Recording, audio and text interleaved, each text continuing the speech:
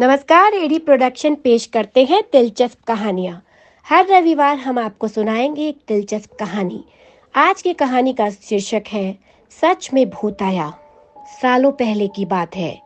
एक लड़का किसी कंपनी में मैनेजर था।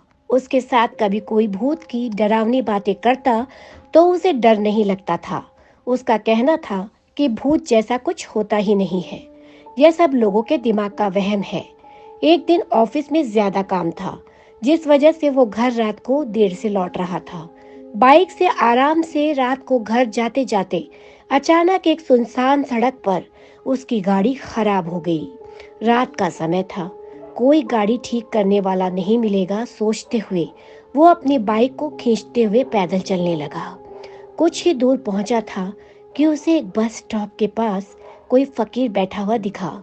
काफी देर से बाइक खींच रहे लड़के ने भी सोचा थोड़ी देर इधर ही इंतजार कर लेता हूँ। वो सीधे फकीर के पास चला गया और बैठकर उससे बातें करने लगा। दोनों के बीच करीब 10 मिनट तक बात हुई और उसी वक्त भूतों का जिक्र भी आ गया। हंसते हुए लड़के ने कहा कि भूत जैसा कुछ नहीं होता और न ही मैं इन्हें मानता हूँ। ये सारी झूठी और वहम वाली बातें हैं। फकीर ने लड़के की तरफ हैरानी से देखा और बोला, तुम भूत को नहीं मानते हो, वो एक अलग बात है। अगर तुम ऐसा कहोगे कि भूत होते ही नहीं हैं, तो ये सरासर गलत है। लड़का फिर हंसा और पूछने लगा कि भूत होते हैं तो दिखते क्यों नहीं? क्या आपने कभी भूत देखे हैं? क्या आप मुझे दिखाएंगे एक भी भूत? फकीर के मन में हुआ कि इसे आज भूत दिखा ही देता हूँ। उसने लड़के को अपने पीछे चलते रहने के लिए कहा और आगे शमशान की ओर बढ़ गया। सुनसान रास्ते में दोनों पैदल चल रहे थे। अब लड़के को थोड़ा डर लगने लगा, लेकिन हिम्मत करते हुए वो आगे बढ़ा।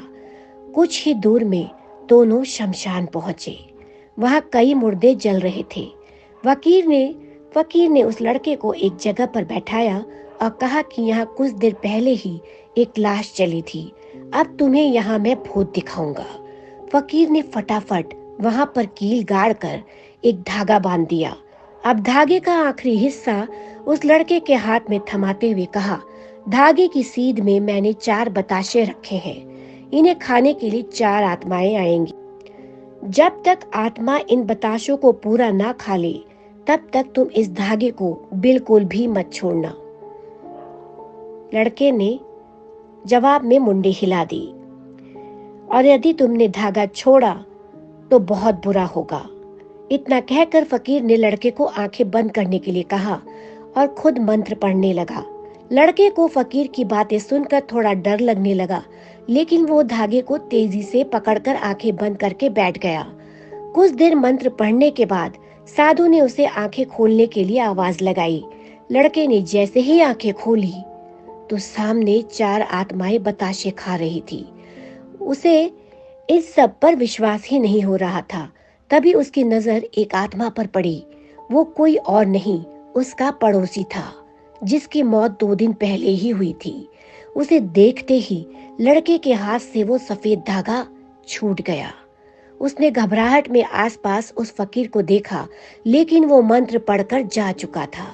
अब डर के मारे वो तेजी से अपने घर की ओर भागा। इस दौरान उसे कोई बार बार उसका नाम लेकर पीछे से आवाजें दे रहा था, लेकिन वो मुड़ा नहीं। किसी तरह से वो घर पहुंचा और डरते डरते ही सुबह हो गई। सुबह सबसे पहले उसने शमशान की घटना के बारे में अपने माँ बाप को बताया और सोने के लिए कमरे में चला गया। कुछ देर बाद जब उसकी आंखें खुली तो वो शमशान में ही था। वो कैसे दोबारा शमशान घाट पहुंचा किसी को नहीं पता, लेकिन उसी दिन से लड़के की तबीयत दिमागी रूप से खराब रहने लगी। इस कहानी से हमें ये सीख मिलती है कि इंसान को साहसी होना चाहिए, लेकिन दुस्साहसी होना मूर्खता है।